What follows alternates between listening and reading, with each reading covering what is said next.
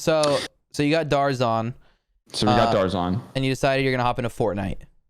Yes. Is there money in Fortnite? Are you asking me in retrospect, or are you asking me kind of as a naive? In retrospect, no, there's not.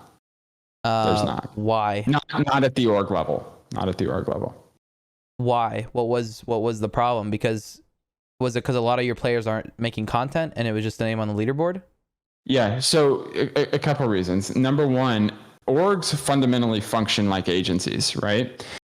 A little bit different, but fundamentally orgs function like agencies insofar as we sign talent. Agencies don't pay their talent, orgs do, for exclusivity, and then we're supposed to take a cut, right, or a percentage of all of the revenue derived from the talent being talented, right? Whatever that means. Now, where that started to get really muddy, and where over time I found that really that business was not viable, became when orgs had to cut their percentage in tournament earnings, right, or earnings from the game itself, and also when you were not able to necessarily enforce, or in our case, like we didn't enforce content guidelines, right, and restrictions, right. So was that a mistake on your part, or?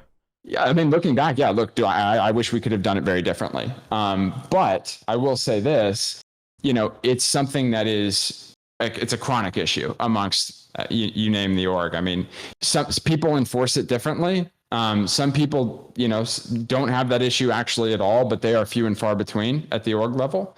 But even if you are monetizing the content, the derived or derivative content from your players, I don't care how much you're making from that, you're not covering their salaries. There's no way.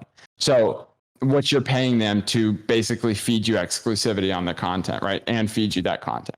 Right. So at the org level, right, which is if we just kind of focus in on that, you're not making money off tournament earnings. And even if you are making money on the content, you're not making nearly enough to cover the basis of which is the amount of money you're paying the talent monthly. So what do? Right? You go and try and negotiate brand deals. You go and try and negotiate integrations, activations, sponsorships, right? Much like an agency would, right? And you take your cut.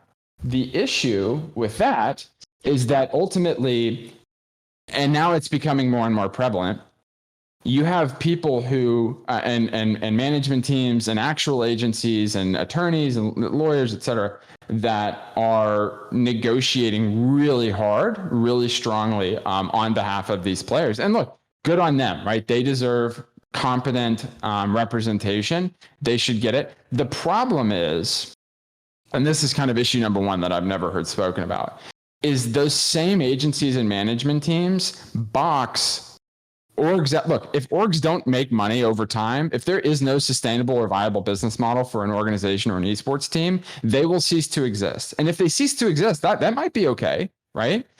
But what you're going to be left with is, and this, as I mentioned to you in my message to you last night, it's not the tier one teams that are super well funded for now, and we'll get into that later, that are going to have this issue. It's the people who aren't super, very well funded. And look, Enterprise, for all intents and purposes, without getting into specific numbers, has been very well funded. It's just, I also look at the numbers.